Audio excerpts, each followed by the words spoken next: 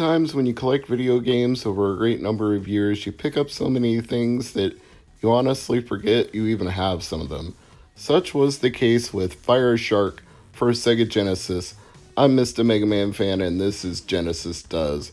I found this cartridge in a bin of loose carts that I had, and I'm just puzzled by it because it's such a plain white label, and it says DreamWorks on it, but I don't think that's the same DreamWorks as the one that makes movies. Although when I looked it up, it said a division of Toy Soldiers Incorporated. So if Disney owns Toy Soldiers, then it probably is the same. But either way, let's play this game. I'll go ahead and put it in my Analog Mega SG here, and we'll get going. So as usual, I like to share a few facts with you as we get underway with gameplay. So let's start with the fact that it came out first in arcades worldwide in 1989, and then it was ported to the Mega Drive/Genesis exclusively, because this is Genesis Does, starting with North America in October 1990, Japan on the 2nd of November 1990, and finally for the European Union in December 1991. The arcade system and the original game are from Toplan, I really don't know what the correct way is to say that. The artist was Shintaro Nakaoka, the designers were Sane Nito and Yuka Tataka, and the composer was Masahiro Yuie. It's from the Shark series of games, according to this wiki entry, and they include Flying Shark and Sky Shark, as well as this game, Fire Shark. Here's an interesting trivia note. It was actually planned to be ported to the Sharp X68000, and it was advertised in video game magazines in Japan, but that version never came out, so for all we know, a prototype for X68000 might exist out there somewhere. Anyway, here's the plot, such as it is. It's a military-themed vertical scrolling shoot-'em-up reminiscent of 1942, where the player controls the Fire Shark to defeat an assortment of enemies like tanks, battleships, kamikaze planes, and artillery from the mysterious Strange Fleet Armada. The game plays like its predecessor from the aforementioned Shark series, and players control their craft over a constantly scrolling background. The scenery never stops moving until an airport is reached. Players have two weapons at their disposal: the standard shot that travels a max distance of half the screen, and bombs capable of obliterating any enemy caught within the blast radius. But unfortunately, you only get 3 of those bombs, so you have to use them sparingly. And I haven't really found them to be very effective against any of the enemies I've tried them on anyway, so I thought I would just try bombing a building, and it did no good, so can't even destroy a building with them. It seems to work better just to stick to your regular shots and then power up those shots with the objects that you get from the blimps, including this green wave shot, which I find pretty effective, and the fire shot for the aptly named Fire Shark, which is the next upgrade, is super effective. Back to Wikipedia for just a moment. There are 3 types of weapons to pick up, as I was just explaining: a wide shot, a laser beam, and a flamethrower. There are also other items like S icons that increase your speed, B icons that restock your bombs, oh well, good that I know that now, P icons, and on rare occasions, 1-ups. By acquiring 3 Ps in a row, players increase the plane's firepower 1 level, with the 3rd power level being the highest. Once the plane is fully powered up, grabbing additional icons grants extra points instead. Reaching high scores is also crucial to obtain extra lives. Now that I did discover, because the first time I got a 1-up was when I hit 70,000 points. Players can also grab lightning-shaped medals for points by destroying containers on the playfield. Getting hit by enemy fire results in death and a decrease of ship's firepower and speed to original state. Once all lives are lost, the game is over unless the player inserts more credits. Once all 10 stages are complete, the game loops back to the first stage. Now this is something I never thought I would read, but I'll take their word for it. The game was actually better received in North America than Japan due to the high difficulty of it. That flies in the face of the fact that Super Famicom and Mega Drive games seem to get gimped because they think Western gamers aren't as good as Japanese gamers, so they actually tone down the difficulty in most cases. But apparently, in this case, we were just fine with the difficulty, and the Japanese players were like, man, this is too hard. It's 100 yen every time, and I'm wasting my money, so forget it. So maybe they felt a little better about the Mega Drive home version as compared to the arcade version. It doesn't necessarily say that, though. It just gives reviews of the Genesis version from a wide variety of magazines. Most of the scores seem to be in the 31 to 40 range, 82% out of 100, 90% out of 100. There are a few that are really, really low, though, like Power Play only gave it 59%, and Player One gave it 56%. But it seems like overall the reception was good. And in more recent years, the rights to Fire Shark and many other intellectual properties from Toaplan are now owned by Tetsujin, who are affiliated with arcade manufacturer Exe Arcadia. And if that means anything to any of you, then you know more than I do. But that's enough facts for now. Let me give you some actual impressions that I had of the game. At first, I was rather surprised when I put in this unassuming plain black and white looking cartridge, thinking it might be some kind of budget title I'd stumbled across. But it's actually a really good, really fun shoot 'em up. And I won't say it's not hard.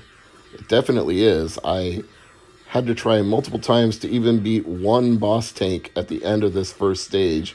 Never got to the second stage, and yet I got a little better at the patterns of the enemies each time I got through it, as you will always tend to do when you're playing a shoot 'em up game like this. You'll learn where things are, you'll learn how to hang on to your power-ups and get leveled up, and it gets more fun the more times you play it. So even though I didn't progress as much as I'd want to showcase in this video, I was thoroughly enjoying it each time through, so that is a mark in Fire Shark's favor.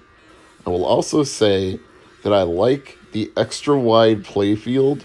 Most vertical shoot 'em ups confine you to just one screen, but this one has an extra area to the left and to the right. So not only do you have to keep sweeping across the playfield to find everything, it also adds a bit of strategy in terms of your ability to avoid enemy fire when things get pretty hectic on the screen, because you know you've got that extra horizontal area to work with. So I think this is actually a fairly innovative game for shoot 'em ups. Now, obviously, it's not the most innovative ever. It's not horizontal and vertical.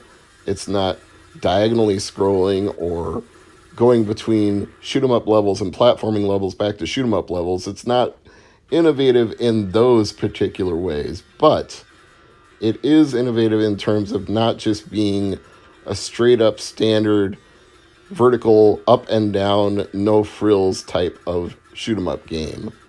The only thing that might make this better would be if you could select your power-ups, like if it was Gradius style where you would get capsules and a menu that goes from left to right. Each one you get increasing the position on the menu, and you could choose which power-ups you want instead of having to just get them as you destroy each one of those blimps and get leveled up one after another. It would be nice if you could like skip the speed power-ups and go straight to the weapons, or if you could skip the weapons and really build up your speed if you wanted to maximize your ability to dodge the bullet hell. I like when shooters allow you to tune your play style to the power-ups you acquire, or when they give you a loadout at the beginning and let you pick the set that you are the most comfortable with, that you feel you can do maximum damage playing. It isn't available here. There's only one setting you can change in the options menu. You can change it from easy to hard. That's it. Oh, and you can change from rapid fire to regular fire and back again. So if you just want to hold the button and keep shooting, it'll let you do that. Of course, if you have a turbo controller, you could do that anyway, but they actually put that in there as an option. But as for difficulty, that's it. And for loadouts, you get nothing the power-ups are what they are, in the order they are. You collect them, and then you work with them from there. Now, see, this double tank at the end of the stage is just balls hard. I could actually destroy one of them, but I could never hang on long enough to destroy both of them. And amazingly, as frustrating as it was, and it was getting frustrating, it didn't make me want to not play. I still kept coming back for more. Right now, I can picture my friend Ryan watching this gameplay and saying, "Read the freaking manual, Mr. MegaManFan."